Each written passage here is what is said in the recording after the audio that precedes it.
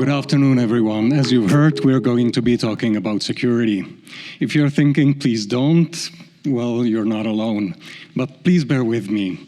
We all want to work in our daily lives, or we want to give our attention to things which please us. However, there are plenty of threats out there, threats we have to take care of no matter what we do in our profession and in our daily lives.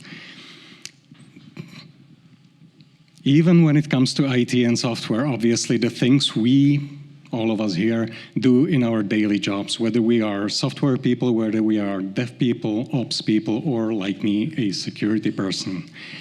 Now, this is true even when it comes to architecture, so whether you are developing a new DevOps pipeline, whether you are developing a new application or a new network, you need to take care of threats.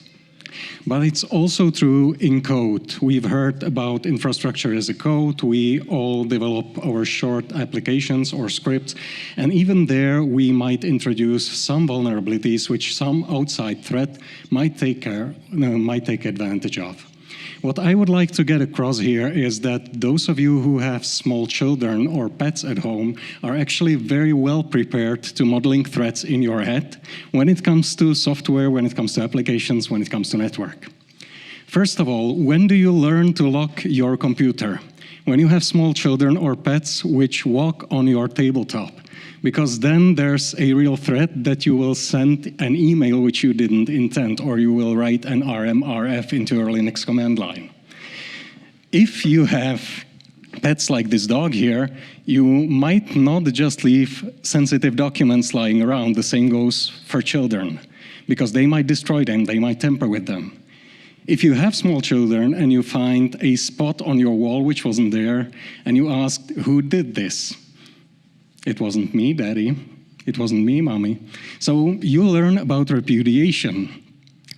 Anyone who's ever been somewhere with a small child who starts to yell all around, but Daddy, Mommy said that, and Mommy says, don't say it, honey, don't say it, honey, we will talk about it at home. You know about information disclosure. And we've heard about denial of service. Denial of service can take many different forms. Even something as trivial as a dog chewing on your power cord, or hopefully not power cord, can be quite problematic.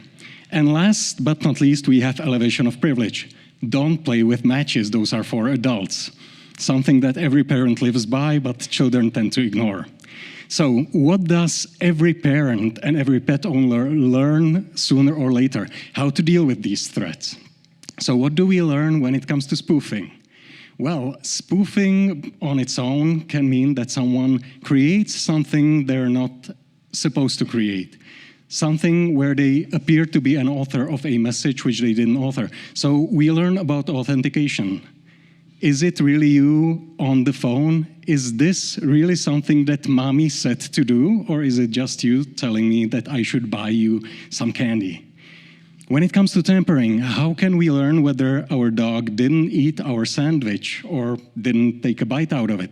Well, we learn about integrity checks. I can take a look at the sandwich, I can see whether it's been taken a bite out of or not.